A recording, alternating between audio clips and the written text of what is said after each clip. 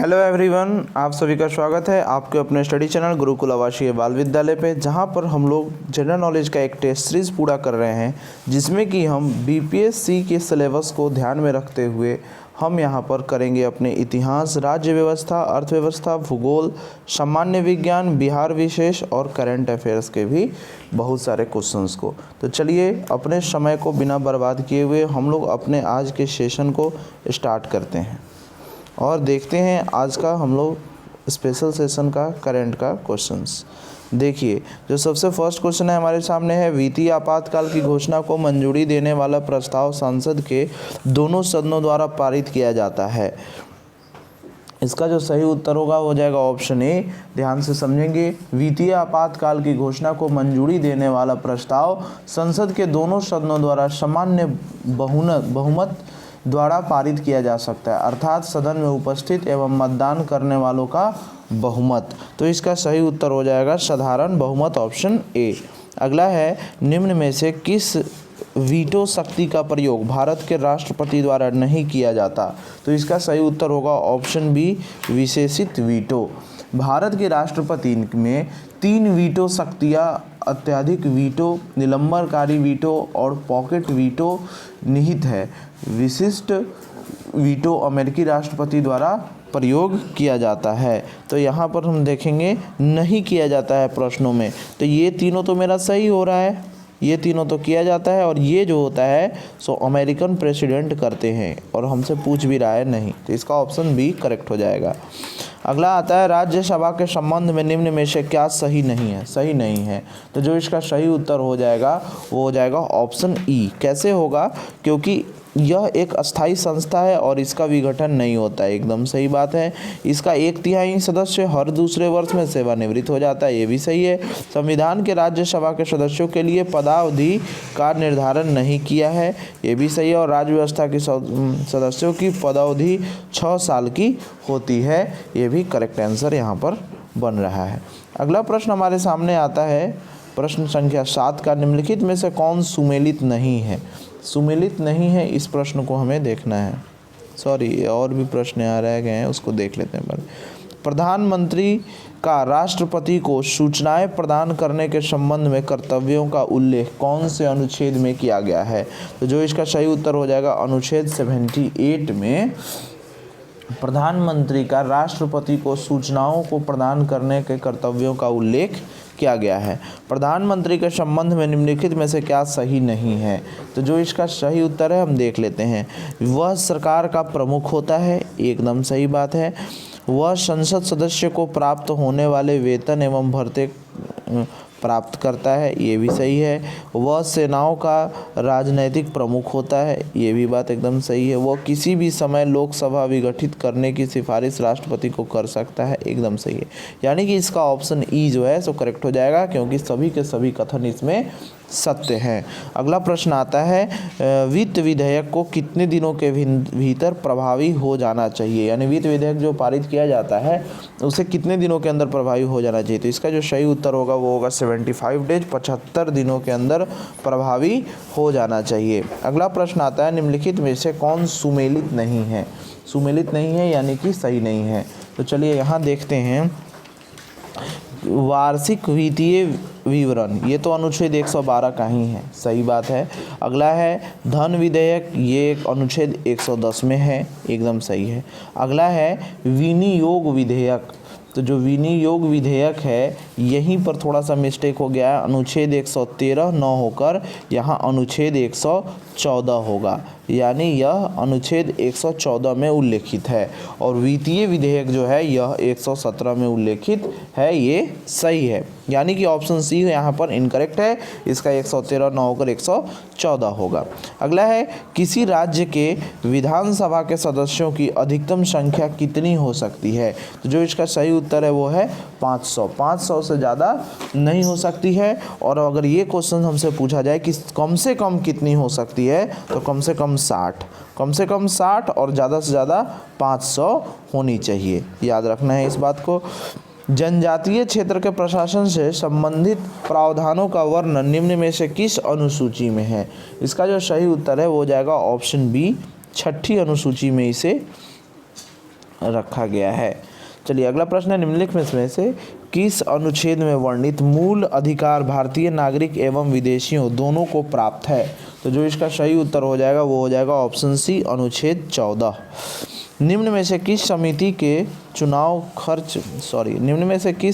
ने चुनावी खर्च के सरकारी निधियन की सिफारिश की थी? तो जो इसका सही उत्तर होगा वो हो जाएगा ऑप्शन बी, इंद्रजीत गुप्ता समिति ने। अगला है, लेखानुदान पारित किया जाता है। लेखानुदान जो है सो लेखानुदान बजट पर आम बहस के अंतर्गत पारित किया जाता है, यानी आम बहस के अंतर्गत यह पारित होगा, जो कि ऑप्शन बी में मौजूद है। अगला प्रश्न आता है, मंत्रिमंडल शब्द निम्नलिखित में से संविधान के किस अनुच्छेद में निहित है? तो जो इसका सही उत्तर है वो हो जाएगा ऑप्शन डी, अनुच्छेद 352 में। अगला प्रश्न आता है, मुख्य चुनाव आयुक्त का कार्यकाल होता है। जो मुख्य चुनाव आयुक्त हैं उनका कार्यकाल कितने दिनों का होता है? तो जो इसका सही उत्तर है वो हो जाएगा ऑप्शन सी, 6 वर्ष या 65 वर्ष की आयु तक। ये क्वेश्चन हम लोग पिछले सेट में भी कर चुके हैं। या तो वो एक बार चुनाव आयुक्त का चयन होने के बाद वो 6 वर्ष तक इस पद पर रह सकते हैं, या फिर इससे पहले अगर वो 65 वर्ष की आयु को क्रॉस कर जाते हैं तो वो रिटायर्ड कर दिए जाएंगे। अगला प्रश्न आता है, जनहित याचिका की अवधारणा की उत्पत्ति एवं विकास निम्नलिखित में से किस देश में जनहित याचिका की अवधारणाओं का उत्पत्ति एवं विकास निम्नलिखित में से किस देश में हुई है? तो जो इसका सही उत्तर हो जाएगा वो हो जाएगा ऑप्शन बी, अमेरिका में। अगले प्रश्न को देखते हैं, निम्नलिखित कथनों पर विचार करें। कथन 1, सिंधु घाटी सभ्यता की जानकारी में साहित्यिक स्रोत की महत्वपूर्ण भूमिका है। अगला है, सिंधु घाटी सभ्यता की लिपि चित्रात्मक थी। तो जो इसका सही उत्तर हो जाएगा वो हो जाएगा ऑप्शन बी, क्योंकि इसमें सिर्फ ये वाला ऑप्शन करेक्ट हो रहा है, ये वाला इनकरेक्ट हो जा रहा है 16 नंबर में। क्यों? क्योंकि सिंधु घाटी सभ्यता से चित्रात्मक लिपि मिली थी, परंतु इसे अब तक पढ़ा नहीं जा सका। सिंधु घाटी सभ्यता की जानकारी का प्रमुख स्रोत पुरातात्विक है, यानी कि जो भी चित्र मिली थी सिंधु घाटी सभ्यता में उसे हम लोग अभी तक पढ़ नहीं पाए हैं, इसलिए ये कथन हमारा इनकरेक्ट हो जा रहा है। बौद्ध धर्म के संघ संबंधी नियम तथा आचार किस पुस्तक से संग्रहित हैं? तो जो इसका सही उत्तर हो जाएगा वो हो जाएगा ऑप्शन ए, विनय पिटक। थोड़ा यहाँ ध्यान देते हैं, विनय पिटक जो है सो संघ के त्रिपिटक ग्रंथों का संबंध बौद्ध धर्म से कैसे है। विनय पिटक संघ के नियम तथा आचार से संबंधित है। सूत पिटक जो है 3 पिटक में दूसरा होता है सूत पिटक। तो सूत पिटक धार्मिक सिद्धांत और उपदेश से, और अधिमधक पिटक बुद्ध के उपदेशों का दर्शन है। ये तीनों पिटक बुद्ध से संबंधी हैं, जो कि ऑप्शन में दिए गए हैं। लेकिन यहाँ पर मेरा ऑप्शन ए सही हो जा रहा है, विनय पिटक। अगला प्रश्न है, सही कथन पर विचार करें। गौतम बुद्ध ने अपना प्रथम उपदेश सारनाथ में दिया था। दूसरा है, महावीर स्वामी ने अपना प्रथम उपदेश राजगृह में दिया था। इसमें से कौन सा ऑप्शन करेक्ट है? तो ये दोनों के दोनों ही ऑप्शन सही हैं, ऑप्शन सी आंसर हो जाएगा। गौतम बुद्ध ने अपना प्रथम उपदेश सारनाथ में और महावीर स्वामी जी ने राजगृह में दिया था, जो कि बिहार में ही मौजूद है। अगला प्रश्न है, मिलान करना है वंश को और उसके संस्थापक को। तो देखिए, सबसे फर्स्ट आता है 19 नंबर का प्रश्न, पल्लव वंश के संस्थापक कौन थे? तो पल्लव डायनेस्टी के जो संस्थापक थे वो थे सिंह विष्णु। सिंह विष्णु इसके सही उत्तर हो जाएंगे। अगला है राष्ट्रकूट वंश के, तो इसका हो जाएगा दंती दुर्ग। राष्ट्रकूट के दंती दुर्ग इसके संस्थापक थे। अगला है चालुक्य वंश के संस्थापक, तो यह हो जाएंगे जय सिंह। चालुक्य वंश के संस्थापक जय सिंह हो जाएंगे। और यादव वंश के संस्थापक जो थे वो हो जाएंगे भिल्लम पंचम। यादव वंश के संस्थापक हो जाएंगे भिल्लम पंचम। तो इस अनुसार से जो हमारा ऑप्शन डी है वो करेक्ट हो जाएगा, ऑप्शन डी। चलिए अगला प्रश्न हम लोग देखते हैं। अगला प्रश्न कहता है निम्नलिखित में से सही कथन का चयन करें। विक्रम संवत की शुरुआत 78 ईस्वी में हुई थी और अगला है शक संवत की शुरुआत कनिष्ठ ने की थी। दोनों में से कौन सा ऑप्शन करेक्ट है? तो हमारा ऑप्शन ए तो इनकरेक्ट हो जा रहा है। क्यों इनकरेक्ट हो जा रहा है? क्योंकि विक्रम संवत की शुरुआत 57 से लेकर 58 BC के बीच हुई थी, है ना। और इसका जो शुरुआत है विक्रम संवत का, इसका शुरुआत जो है सो विक्रमादित्य द्वारा किया गया था। लेकिन शक संवत की शुरुआत 78 ईस्वी में हुई थी। शक संवत की शुरुआत 78 ईस्वी में हुई थी और जो कि कनिष्ठ द्वारा राजा बनने के अवसर पर किया गया था। तो दूसरा ऑप्शन मेरा करेक्ट हो जा रहा है, क्योंकि 78 ईस्वी में कनिष्ठ ने ही शक संवत पंचांग की शुरुआत की थी। तो हमारा ऑप्शन केवल 2 करेक्ट हो जाएगा। अगला है मिलान करें भूमि और उसका उपयोग। सबसे फर्स्ट में आता है क्षेत्र। तो क्षेत्र का जो भूमि है यह कैसा भूमि हो सकता है? तो यह कृषि योग्य भूमि हो सकता है। अगला प्रश्न है वास्तु। तो वास्तु जो है सो वास करने योग्य भूमि होगी। और अगला है खिल्य। तो खिल्य जो है सो कैसी भूमि होगी? बंजर भूमि। और क्या है? अपरहत। तो अपरहत क्या है? ये जंगली भूमि होती है। तो इस आधार पर जो है सो जो मिलान करने के लिए ये सभी नाम जो है ना सो कब दिए गए थे? तो ये गुप्त काल में जो भूमियों का नाम है वो इसी तरह से दिया गया था। क्षेत्र जो है सो कृषि योग्य भूमि को कहा जाता था, वास्तु वास करने योग्य भूमि को, खिल्य बंजर भूमि को और जंगली भूमि को अपरहत कहा जाता था। तो जो इसका सही उत्तर हो जाएगा वो हो जाएगा option D is correct answer. अगला है किस शासक ने शिलादित्य की उपाधि धारण की थी? तो जो इसका सही उत्तर आपको यहाँ बताना है, ऑप्शन ए में अशोक है, ऑप्शन बी में कनिष्ठ और तीसरे ऑप्शन पे हर्ष है। तो जो इसका सही उत्तर हो जाएगा वो हर्ष हो जाएगा। हर्ष कैसे?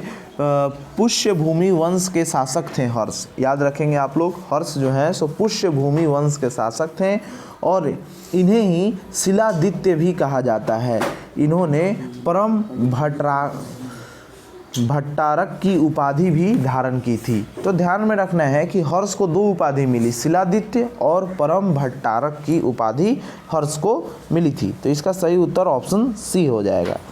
अगला है शुद्ध अरबी सिक्के किस शासक ने जारी किए थे? तो जो इसका सही उत्तर हो जाएगा वो हो जाएगा ऑप्शन डी इल्तुतमिश।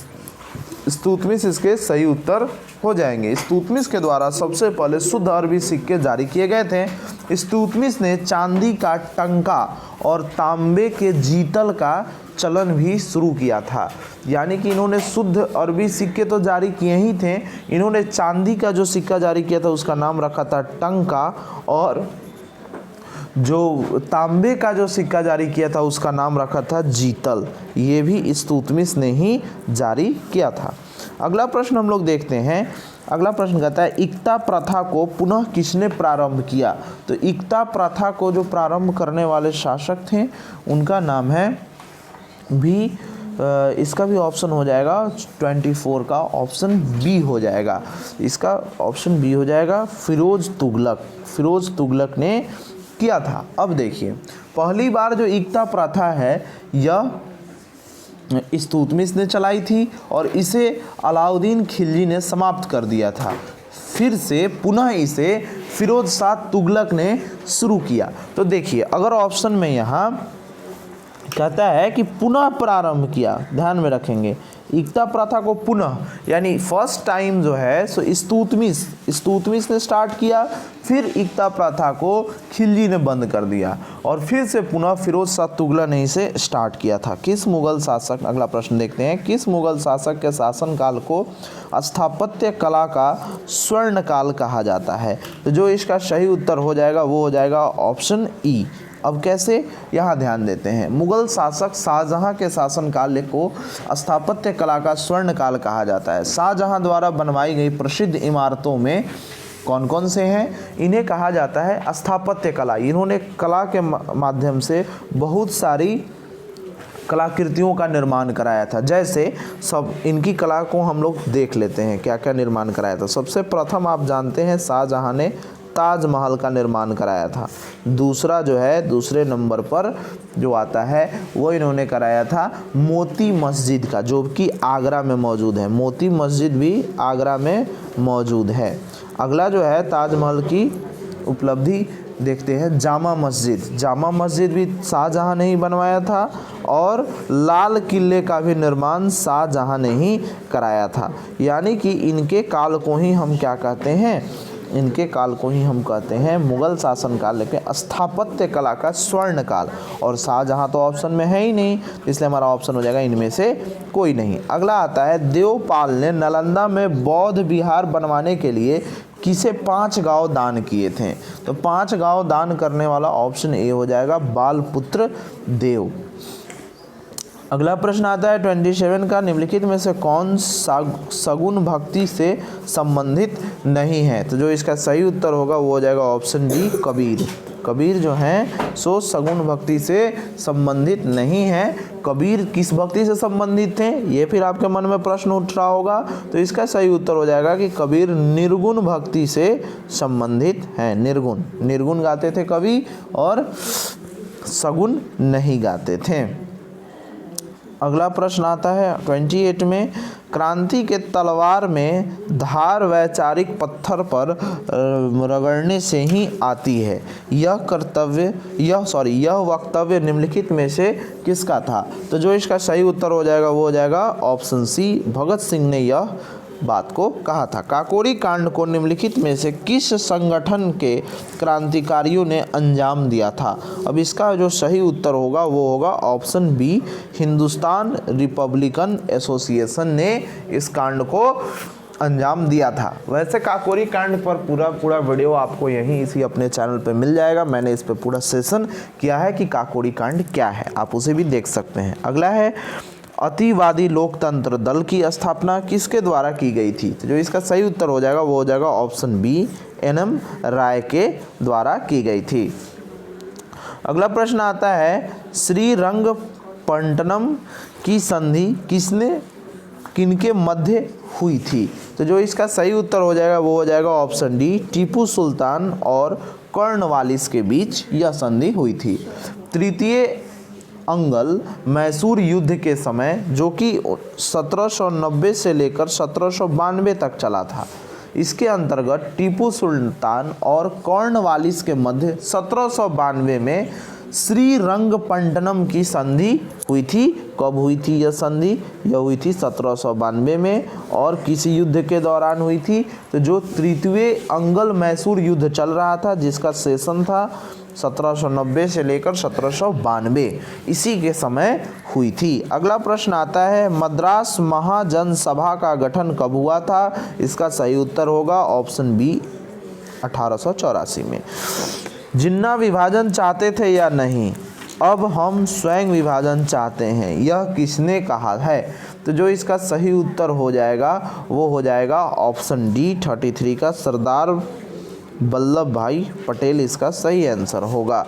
देखिए, सरदार पटेल ने मुस्लिम लीग द्वारा पैदा की गई परेशानियों के कारण इस वक्तव्य को कहा था कि जिन्ना विभाजन चाहते हैं या नहीं, लेकिन हम विभाजन अब चाहते हैं। यानी कि मुस्लिम लीग के जो नेता थे मोहम्मद अली जिन्ना, इन्होंने कहा था कि हमें अलग राष्ट्र आप दे दीजिए हिंदुस्तान से अलग करके, और इसी महत्वाकांक्षाओं का परिणाम पाकिस्तान है, जो कि भारत से अलग हो गया। आगे बढ़ते हैं हम लोग। 1942 के भारत छोड़ो आंदोलन के दौरान कहाँ जातीय सरकार गठन किया गया था। तो जो इसका सही उत्तर हो जाएगा वो हो जाएगा ऑप्शन सी, तामलुक में। ध्यान रखेंगे, तामलुक क्या है यह? बंगाल के मिदनापुर जिले में तामलुक नामक एक स्थान पर 17 दिसंबर 1942 को जातीय सरकार का गठन किया गया था। यह कहाँ है? बंगाल में है। अगला है, मंगल पांडे ने विद्रोह किया था। इसका जो सही उत्तर हो जाएगा वो हो जाएगा ऑप्शन सी, बैरकपुर से। यानी कि मंगल पांडे ने बैरकपुर छावनी में 29 मार्च 1857 को विद्रोह किया था। और हमारी आज़ादी के लिए फर्स्ट पहल करने वाले भी मंगल पांडे थे। और वो बैरकपुर छावनी से। यही वो दिन है 1857 की लड़ाई स्टार्ट उन्होंने की थी अंग्रेज़ों के खिलाफ। यानी 1857 में आज़ादी की लड़ाई शुरू हुई और 1947 में मिली हमें आज़ादी। यानी कि 100 वर्षों तक अप्रॉक्स हमारे स्वतंत्रता सेनानियों ने लड़ाई की अंग्रेज़ से, तब हमें आज़ादी मिली थी। अंतरिम सरकार में मुस्लिम लीग के कितने प्रतिनिधि शामिल हुए थे? इसका सही उत्तर होगा ऑप्शन बी 5। अगला प्रश्न देखते हैं, ब्रिटिश सरकार की कुशल आक्रमणता की नीति का संबंध निम्नलिखित में से किससे है? तो जो इसका सही उत्तर हो जाएगा वो हो जाएगा ऑप्शन डी, ब्रिटिश सरकार की कुशल आक्रमणता नीति से संबंधित अफगानिस्तान से था। चलिए अगला प्रश्न है, एनी बेसेंट ने होम रूल लीग आंदोलन का प्रचार प्रसार निम्नलिखित में से किस समाचार पत्र के माध्यम से किया? तो जो इसका सही उत्तर हो जाएगा वो होगा 38 का ऑप्शन ई, क्योंकि इन्होंने 2 समाचार पत्र न्यू इंडिया और कॉमनवेल्थ के माध्यम से प्रचार किया था, जो कि ऑप्शन ए और सी में मौजूद है। तो एक से अधिक इसका आंसर करेक्ट हो रहा है। किस वायसराय के कार्यकाल के दौरान श्वेत विद्रोह हुआ था? श्वेत विद्रोह आप बताइए किनके कार्यकाल के दौरान हुआ था? तो जो इसका सही उत्तर हो जाएगा वो हो जाएगा लॉर्ड रिपन। लॉर्ड रिपन जो कि ऑप्शन बी में मौजूद है, इन्हीं के दौरान श्वेत विद्रोह हुआ था। कैसे? एल्बर्ट विल में भारतीय न्यायाधीशों को यूरोपीय मुकदमे को सुनने का अधिकार दिया गया। भारत में रहने वाले अंग्रेजों ने इसका विद्रोह किया, इसे ही श्वेत विद्रोह कहा जाता है। और लॉर्ड रिपन का जो कार्यकाल था वो 1880 से लेकर 1884 तक था।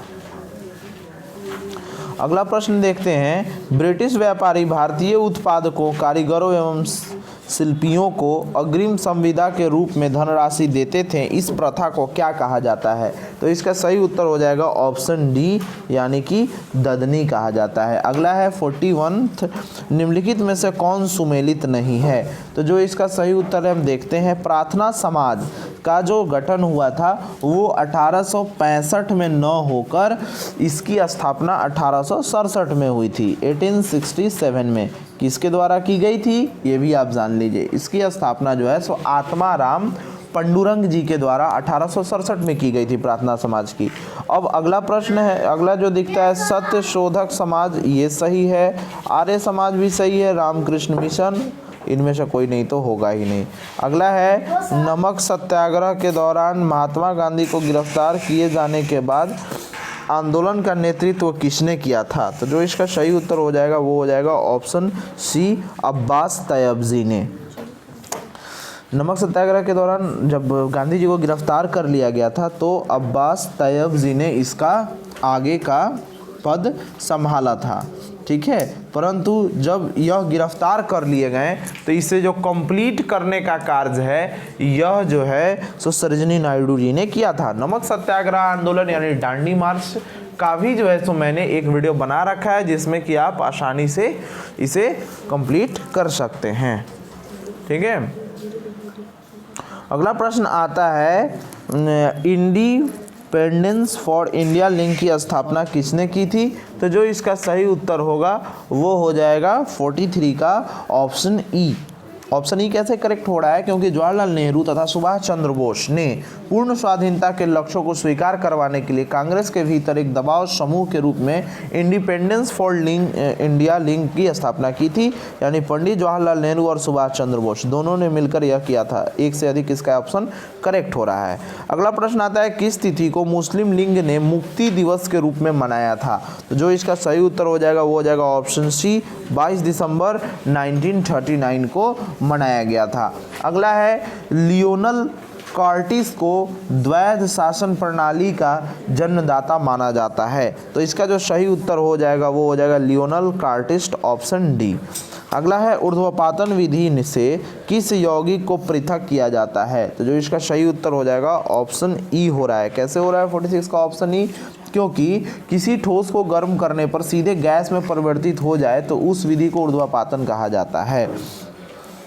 समझ में आ रहा है? ऊर्ध्वपातन विधि से किस यौगिक को पृथक किया जाता है, इसका सही उत्तर है तो कपूर, अमोनिया क्लोराइड, नेफ्थलीन और एंथ्रासीन और बेंजोइक अम्ल, ये सब जो है सो इसके अलग किए जा सकते हैं ऊर्ध्वापातन विधि से। तो इसमें एक से अधिक करेक्ट हो रहा है, ऑप्शन ही हो जाएगा। प्याज का रंग जो है सो लाल निम्नलिखित में से किसके कारण होता है, यानी किस कारण से प्याज का रंग लाल होता है। तो जो इसका सही उत्तर हो जाएगा वो हो जाएगा ऑप्शन सी, इसका क्वेरसिटीन। क्वेरसिटीन जो है तो प्याज का रंग, सॉरी ऑप्शन सी नहीं, ऑप्शन डी इसका करेक्ट होगा, एंथोसाइनिन। एंथोसाइनिन, प्याज का रंग लाल होने का जो कारण है वो है एंथोसाइनिन। एंथोसाइनिन के कारण प्याज का रंग लाल होता है। और टमाटर का जो रंग लाल होता है वो होता है लाइकोपिन के द्वारा। अगर लाइकोपिन रहता तो ये टमाटर का रंग लाल कर देता है, और एंथोसाइनिन रहता है तो प्याज का रंग लाल कर देता है। अगला प्रश्न हम लोग देखते हैं, जल का त्रिक बिंदु ताप किस तापमान पर होता है। तो जो इसका सही उत्तर है वो हो जाएगा ऑप्शन ए, 0 डिग्री सी पर। अगला है, गुरुत्वाकर्षण नियतांक जी का विमीय सूत्र क्या है। तो जो इसका विमीय सूत्र होगा वो हो जाएगा ऑप्शन बी। कैसे हो रहा है देखेंगे, जी इज इक्वल टू क्या हो जाता है, force into distance. Force into distance divided by mass into mass, यानी कि m², यानी FD/m² हमारा हो जाता है। तो बल का जो है सो हम अगर निकालते हैं फोर्स का, तो इसका हो जाता है mLT का power -2 into L² divided by m into m। तो इस अनुसार से हम देखें तो जो हमारा सही उत्तर है वो हो जाएगा 49 का ऑप्शन बी। अगला है, जब लिफ्ट ऊपर की ओर जाती हो तो क्या होता है। व्यक्ति के भार में कोई परिवर्तन नहीं होता है, या व्यक्ति का भार बढ़ा हुआ प्रतीत होता है, या व्यक्ति को अपने भार में कमी महसूस होती है, या व्यक्ति का भार शून्य प्रतीत होता है। तो जो इसका सही उत्तर है वो हो जाएगा ऑप्शन बी, व्यक्ति को अपना भार ऊपर की ओर जाने के बाद बढ़ा हुआ प्रतीत होता है। अगला है, प्रकाश के अपवर्तन की क्रिया में क्या नहीं बदलता। क्या जो है सो कांस्टेंट होता है, प्रकाश की चाल, प्रकाश की तीव्रता, प्रकाश का तरंगदैर्घ्य, या प्रकाश की आवृत्ति। तो जो इसका सही उत्तर हो जाएगा वो हो जाएगा ऑप्शन डी, जो कि है प्रकाश की आवर्ती। ध्यान देंगे, कहता है कि अपवर्तन की क्रिया के समय प्रकाश की चाल, तरंगदैर्घ्य और तीव्रता बदल जाती है या बदल सकती है, लेकिन इसकी जो आवृत्ति है वो कभी भी नहीं बदलती है अपवर्तन के समय। अपवर्तन यानी कि रिफ्रैक्शन के समय। अगला जो प्रश्न है, यदि लोलक की लंबाई 4 गुनी कर दी जाए तो लोलक को झूलने की अवधि जो है सो क्या हो जाएगी। तो जो इसका सही उत्तर होगा वो हो जाएगा 2 गुनी बढ़ जाएगी। अब इसे हम सॉल्व करके देखते हैं। जैसे t का वैल्यू अगर हम मान लेते हैं 2 पाई, इसका फॉर्मूला होता है 2 पाई L/g। अब देखिए, अगर जो है सो हम L को पहले तो सिंपल अगर L 1 था तो फिर इसका वैल्यू ये हो जाता, लेकिन जब हम L को 4 गुना बढ़ा देते हैं यानी 4 कर देते हैं तो इसका वैल्यू हम इसी फॉर्मूला पर पुट कर यदि हम सॉल्व करने का प्रयास करेंगे तो हमें यह वैल्यू मिल जाएगी, t = 4 पाई √L/g। अब हम दोनों को अगर डिवाइड करते हैं तो हमें यह पता चलेगा कि इसकी वैल्यू जो है सो 2 गुनी बढ़ जाती है। इसे आप एक बार सॉल्व करके देख लेंगे, इसकी वैल्यू कितनी हो जाएगी, 2 गुनी बढ़ जाएगी। फॉर्मूला मैं यहाँ लिख देता हूँ, t = 2 pi √L/g। L length of string है, लोलक की लंबाई है। अगला प्रश्न है, प्लास्टर ऑफ पेरिस का जो है सो रासायनिक सूत्र क्या होता है। तो प्लास्टर ऑफ पेरिस का जो रासायनिक सूत्र है वो हो जाता है ऑप्शन ए में CaSO4 ½ 1/2H2O। अगला है जिप्सम। जिप्सम का जो है ना, ये वाला जो फॉर्मूला दिया गया है ये फॉर्मूला असल में जिप्सम का है। जिप्सम का ये फॉर्मूला है जो कि सही है। चलिए आगे बढ़ते हैं हम लोग, अगला प्रश्न देखते हैं। प्लास्टर ऑफ पेरिस 53 के बाद 54 नंबर 54 जो प्रश्न है वो है, वायु अंगार गैस के मुख्य घटक क्या होते हैं। जो इसका सही उत्तर है ऑप्शन ए हो जाएगा। निम्नलिखित का मिलान कीजिए 55 का। तो जो इसका सही उत्तर है वो हो जाएगा ऑप्शन बी, इसका सही उत्तर है। करेक्ट करके देख लेंगे आप लोग। निम्नलिखित में से कौन सा जीवाणु वायुमंडलीय नाइट्रोजन का स्थिरीकरण नहीं करता है। इसके जो सही आंसर हो जाएंगे वो हो जाएंगे ऑप्शन बी। अगला प्रश्न है, निम्नलिखित में से कौन सा मेंडुला ओवरलोगेडा का कार्य नहीं है। तो जो इसका सही उत्तर है वो हो जाएगा ऑप्शन डी, पेशियों के संकुचों पर नियंत्रण करना जो कार्य है वो किसका है, मेंडिलो ओम्बोलोगेंडा का कार्य नहीं है, यह कार्य जो है सो सेरिबेलम का कार्य होता है। अगला है जीन का कार्यात्मक इकाई क्या है, तो जो 58 का सही उत्तर हो जाएगा वो हो जाएगा ऑप्शन बी, सिस्ट्रॉन जो है सो जीन का कार्यात्मक इकाई है। निम्नलिखित में से कौन से विटामिन का निर्माण मनुष्य के शरीर में होता है, जो इसका सही उत्तर है वो हो जाएगा ऑप्शन ई, क्योंकि विटामिन डी और विटामिन ई दोनों जो है सो मनुष्य के शरीर में ही बनते हैं, इसे कोई चीज़ से भोजन करने से यह नहीं आता है। स्तनधारियों का भ्रूण में आरबीसी बनता है, कहाँ पर बनता है इसमें आरबीसी, तो स्तनधारियों के भ्रूण में यकृत में आरबीसी बनता है, रेड ब्लड सेल यकृत में बनता है। ऑप्शन ए इसका करेक्ट हो जाएगा। निम्नलिखित में से कौन सा हार्मोन पीयूष ग्रंथि से स्रावित नहीं होता है, तो जो इसका सही उत्तर हो जाएगा वो हो जाएगा ऑप्शन डी, कैल्सीटोनिन। अगला प्रश्न आता है कौन सा पदार्थ पौधों के लिए एक सूक्ष्म पोषक होता है, तो जो इसके करेक्ट आंसर होंगे 62 के वो हो जाएंगे ऑप्शन डी, बोरॉन पौधों के लिए एक सूक्ष्म पोषक होता है, बोरोन। अगला प्रश्न आता है शरीर के विभिन्न ग्रंथियों में किस ऊतक से बनती हैं, तो जो इसका सही उत्तर है वो हो जाएगा ऑप्शन ए, उपकला ऊतक। डीएनए की श्रृंखलाएं बंधी होती हैं किन से, इसका सही उत्तर हो जाएगा ऑप्शन डी, हाइड्रोजन बंध से डीएनए की श्रृंखलाएं बंधी होती हैं। मादा जनन तंत्र को किसको मुख्य जनन अंग कहा जाता है, तो जो इसका सही उत्तर होगा वो हो जाएगा ऑप्शन ए, डिंबवाही नलिका। अगला प्रश्न आता है किस राज्य में भारत के पहले तैरते हुए सौर ऊर्जा संयंत्र का शुभारंभ किया गया था, तो जो इसका सही उत्तर है 66 का, इसका भी ऑप्शन ए करेक्ट हो जाएगा, राजस्थान में। राजस्थान के इसके बारे में थोड़ा जान लीजिए। राजस्थान के चित्तौड़गढ़ के घोसुंडा बांध पर वेदांत कंपनी के द्वारा देश का पहला तैरता हुआ सौर ऊर्जा संयंत्र का उद्घाटन किया गया था। यूएनडीपी वैश्विक बहुआयामी निर्धनता सूचकांक 2019 के रिपोर्ट के अनुसार भारत में सबसे तेजी से गरीबी हटाने वाला राज्य कौन सा है, जो इसका सही उत्तर हो जाएगा वो हो जाएगा ऑप्शन बी, झारखंड हो जाएगा। अगला प्रश्न है रणजी ट्रॉफी के इतिहास में किस टीम ने 2020 में पहली बार रणजी ट्रॉफी को जीता है, तो जो इसका सही उत्तर होगा वो होगा ऑप्शन डी, सौराष्ट्र ने।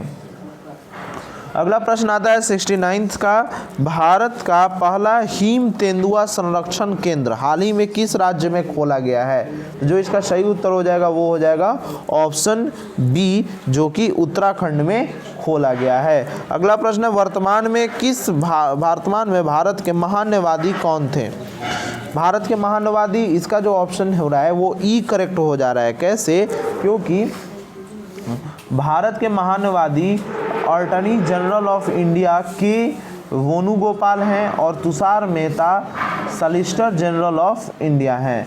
तो यहाँ जो हमारा सही उत्तर हो रहा है वो ऑप्शन ई हो जा रहा है, क्योंकि तुषार मेहता तो ऑप्शन में दिया गया है, लेकिन महान्यवादी अटॉर्नी जनरल ऑफ इंडिया के रूप में के वेणुगोपाल का नाम यहाँ नहीं दिया हुआ है, तो इनमें से कोई नहीं हमारा करेक्ट ऑप्शन हो रहा है। अगला प्रश्न हम देखते हैं 71 का, कोविड-19 के दौर में स्ट्रीट वेंडर्स को स्वरोजगार प्रदान करने की आय बढ़ाने हेतु केंद्र सरकार द्वारा स्वनिधि नामक योजना की प्रारंभ की है। इस योजना के अंतर्गत स्ट्रीट वेंडर्स को कितने रुपए का ऋण प्रदान किया जाएगा, तो जो इसका सही उत्तर होगा वो होगा 10,000 रुपए के लिए पीएम स्वनिधि योजना के अंतर्गत इन्हें 10,000 रुपया दिया जाएगा।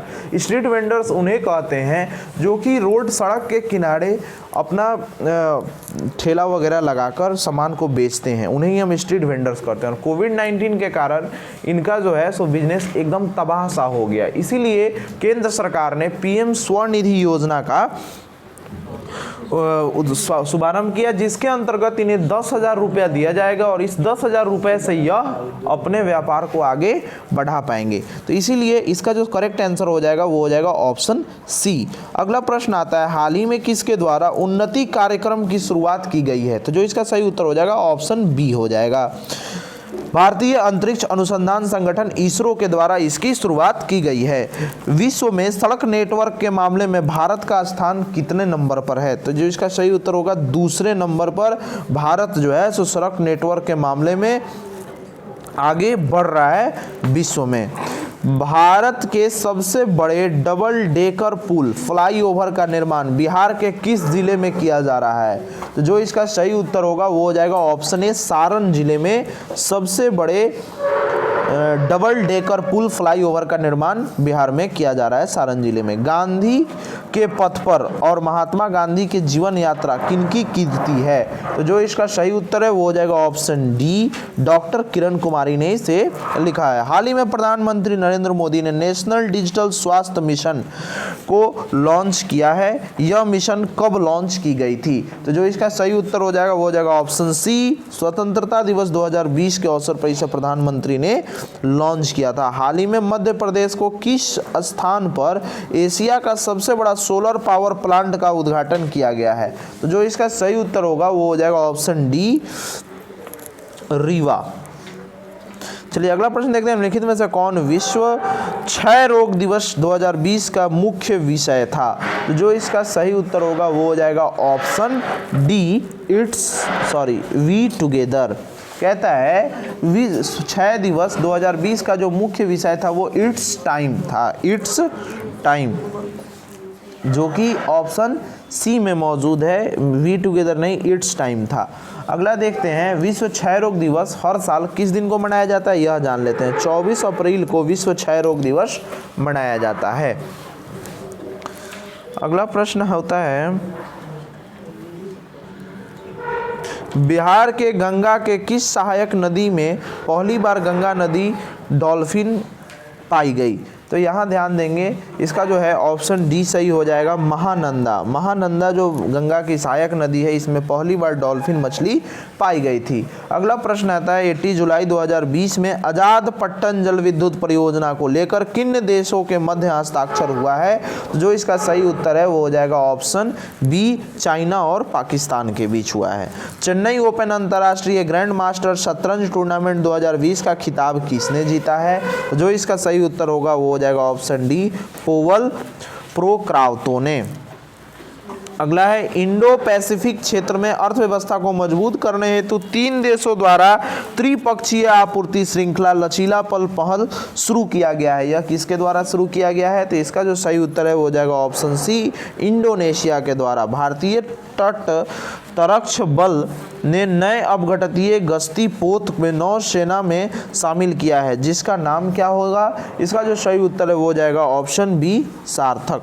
अगला है, वर्तमान में भारत के कुल कितने राष्ट्रीयकृत और केंद्रीयकृत बैंक हैं? तो जो इसका सही उत्तर हो जाएगा वो हो जाएगा 84 का सी नंबर, यानी कि 12। देखिए 10 जो हैं सो सरकारी बैंक हैं, है ना, जो कि विलय कर दिए गए हैं, मर्ज कर दिए गए हैं। इसलिए अब सरकारी बैंकों की जो संख्या है वो बढ़कर कितनी हो गई है? 12 हो गई है। अगला है, भारत सरकार द्वारा सितंबर 2020 में शुरू किए गए राष्ट्रीय कार्यक्रम में मिशन कर्मयोगी का संबंध किससे है? कर्मयोगी। तो जो इसका सही उत्तर है वो हो जाएगा ऑप्शन सी, सिविल सेवा क्षमता विकास। कर्मयोगी, ये 2 बार हम लोग क्वेश्चन कर चुके हैं। कर्मयोगी का संबंध सिविल सेवा से संबंधित है। अगला प्रश्न है, 21 सितंबर 2020 को प्रधानमंत्री नरेंद्र मोदी ने किस राज्य में 9 राजमार्ग परियोजना तथा घर तक फाइबर कार्यक्रम की शुरुआत की है? वो अपना राज्य बिहार ही है, जिसमें नरेंद्र मोदी जी ने घर तक फाइबर योजना की शुरुआत कर दी गई है। अगर ये योजना हमारे राज्य में पूर्ण रूप से सफलतापूर्वक लगा दी जाती है तो आप भी गुरुकुल पर लाइव सेशन का क्लास कर पाएंगे, क्योंकि जियो फाइबर हर घर में लग जाएगा। चलिए, बहुत अच्छी योजना है। अगला है, हाल ही में निम्न में से किस केंद्र शासित प्रदेश में जैव विविधता परिषद की स्थापना की गई है? जो इसका सही उत्तर होगा वो हो जाएगा ऑप्शन सी, जम्मू कश्मीर में सितंबर 2020 में की गई है। बिहार में किन महिलाओं को 8 मार्च 2020 को राष्ट्रपति रामनाथ कोविंद द्वारा नारी सशक्तिकरण पुरस्कार से सम्मानित किया गया है? तो जिसमें 2 महिलाएं हैं, एक है वीणा सिंह और दूसरी हैं भावना कंठ, और इनके साथ साथ कुल 16 महिलाओं को नारी शक्ति पुरस्कार दिया गया है। कौन कौन है महिलाएं? वीणा सिंह जो कि ऑप्शन ए में मौजूद है, दूसरा भावना कंठ जो कि ऑप्शन बी में है। तो इसके साथ साथ और 16 महिलाएं हैं जिन्हें यह पुरस्कार दिया गया है, तो इसमें ऑप्शन ई करेक्ट हो जाएगा। 19वीं 21वीं एशियाई खेल 2020 का आयोजन किस देश में किया जाने वाला है? तो जो इसका सही उत्तर हो जाएगा वो हो जाएगा ऑप्शन ए। और 20वां जो है वो किस देश में होगा? तो यह हो जाएगा ऑप्शन बी में मौजूद है, नागोया, जो कि जापान में है। ठीक है। और एशियाई खेल 2018 का जो आयोजन है वो जकार्ता और प्लेमबर्ग में किया गया था। तो इसका ऑप्शन डी होता अगर ऐसे प्रश्न होता तो। अगला प्रश्न आता है हमारे सामने, हाल ही में किस भारतीय बैंक ने आई बॉक्स नाम की सेल्फ सर्विस डिलीवरी फैसिलिटी का लॉन्च किया है? तो जो इसका सही उत्तर हो जाएगा वो हो जाएगा ऑप्शन सी, आईसीआईसी बैंक ने इस फैसिलिटी की शुरुआत की है, जो कि ऑप्शन सी में मौजूद है। बिहार बजट 2020-21 के तहत राज्य सरकार ने जल जीवन हरियाली अभियान पर कितनी राशि का खर्च किया है? तो जो इसका सही उत्तर हो जाएगा वो हो जाएगा ऑप्शन सी, लगभग 6000 करोड़ रुपए का खर्च किया गया है। ग्रीन बजट पेश करने वाला भारत का पहला राज्य कौन सा है? तो जो इसका सही उत्तर है वो ऑप्शन ई हो रहा है। कैसे? क्योंकि बिहार देश का ग्रीन बजट पेश करने वाला पहला राज्य है और बिहार को इस ऑप्शन से बाहर रखा गया है, जो कि गलत बात है, इसलिए इनमें से कोई नहीं सही आंसर हो जाएगा। आर्थिक सर्वेक्षण 2019-20 के अनुसार भारत में कृषि क्षेत्र में कितनी प्रतिशत वृद्धि दर्ज की गई है? तो जो इसका सही उत्तर होगा वो हो जाएगा ऑप्शन सी, 2.8% वृद्धि दर्जित की गई है। अब देखिए इसी रिपोर्ट के अनुसार जो उद्योग क्षेत्र में है वो 2.5% की वृद्धि अर्जित की गई है और साथ ही साथ सेवा क्षेत्र में 6.9% की वृद्धि अर्जित की गई है। यानी कि ज़्यादातर लोगों ने सेवा क्षेत्र में प्रयास करने का आरंभ कर दिया है, जो कि 6.9% है। कृषि क्षेत्र में कुछ लोगों ने प्रयास किया है वृद्धि करने का, जो कि 2.8 है। और उद्योग सबसे नीचे है, सबसे कम लोगों ने नए उद्योग को शुरू करने का प्रयास किया है। हाल ही में किस देश में पर्यटन को प्रोत्साहन देने हेतु भारत सहित 48 देशों ने नागरिकों के लिए पर्यटन वीजा शुल्क माफ कर दिया है? तो जो इसका सही उत्तर होगा वो हो जाएगा ऑप्शन ए, श्रीलंका ने इसे माफ कर दिया है। विश्व बैंक द्वारा जारी आंकड़ों के अनुसार विदेशों में धन संप्रेषण मामले में भारत का स्थान कौन सा है? तो जो इसका सही उत्तर हो जाएगा वो ऑप्शन ए हो जाएगा, सारे जहां से अच्छा हिंदुस्तान हमारा प्रथम स्थान पर है। आगे बढ़ते हैं, किस सिख गुरु ने बिहार में गया, राजगीर, पटना, भागलपुर आदि की यात्रा की थी? कौन से सिख गुरु थे? तो जो इसका सही उत्तर हो जाएगा वो हो जाएगा ऑप्शन ए, गुरु नानक देव थे, जिन्होंने बिहार में गया, राजगीर, पटना और भागलपुर की यात्रा की थी। कुंवर सिंह के मृत्यु के पश्चात किसने 1857 की क्रांति में बिहार का नेतृत्व किया था? एक बात आप ध्यान रखेंगे, 1857 की जो क्रांति थी वो बिहार के कुंवर सिंह ही थे जिन्होंने इसकी शुरुआत की थी और उसमें इन्होंने बढ़ चढ़कर हिस्सा लिया था। यानी बिहार जो है सो उस समय भी पीछे नहीं था, हम बिहारी सब पर भारी थे। चलो देखते हैं 97 का ऑप्शन बी हो जाएगा, अमर सिंह थे, जिन्होंने कुंवर सिंह के मृत्यु के बाद 1857 की लड़ाई का नेतृत्व किया था। 98 में आते हैं हम लोग। 98 में चंपारण में कृषि की स्थिति के जांच के लिए किसने नेतृत्व चंपारण अग्रनिरित समिति का गठन किया था? तो जो इसका सही उत्तर हो जाएगा वो हो जाएगा ऑप्शन डी, एफजी सलाई। ध्यान रखेंगे चंपारण में जो किसान आंदोलन हुआ था यह कब किस लिए किया गया था? तो चंपारण जिले में एक तीनकठिया प्रथा चलती थी अंग्रेज के समय, इसी के जांच के लिए चंपारण एथरियन समिति का गठन किया गया था, जिसका नेतृत्व एफजी सलाई के नेतृत्व में किया गया था। और इसी के सदस्य जो हैं सो महात्मा गांधी भी बने थे और इन्हें बुलाया गया था कि आप आइए और इसकी जांच कीजिए। अगला प्रश्न है, दिल्ली में किला ए कुहना नामक मस्जिद का निर्माण किसने कराया था? तो जो इसका सही उत्तर होगा वो हो जाएगा ऑप्शन ए, इसका निर्माण शेर शाह सूरी ने कराया था। अगला प्रश्न आता है, बिहार का प्रथम प्रधानमंत्री मोहम्मद यूनुस का संबंध निम्नलिखित में से किस पार्टी का था? यानी 1937 के चुनाव के बाद 1939 में कांग्रेस द्वारा सरकार नहीं बनाने पर दूसरी बड़ी इंडिपेंडेंट पार्टी में मोहम्मद यूनुस ने नेतृत्व कर सरकार का गठन किया था और वो इंडिपेंडेंस पार्टी के सदस्य थे, जो कि ऑप्शन सी में मौजूद हैं।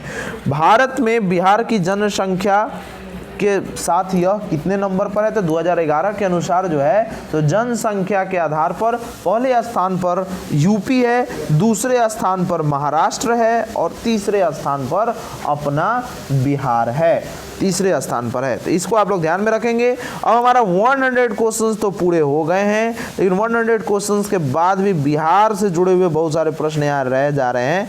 तो हम लोग क्या करेंगे, बिहार से जो भी प्रश्न रह गया है इसको हम यहाँ स्लाइड चला दे रहे हैं, आप एक बार इसे देखकर नोट करेंगे और इसका आंसर अगर आप कहेंगे तो हम अगले क्लास में ज़रूर डिस्कस कर लेंगे। मैथ्स जो है सो आप अपने घर पर बना लीजिएगा, इसके बाद जो भी मैथ्स दिया गया है इसको घर पे बना लेंगे। मिलते हैं हम लोग अगले क्लास में नए कॉन्सेप्ट और नए सॉल्यूशंस के साथ। तब तक के लिए जय हिंद, वंदे मातरम।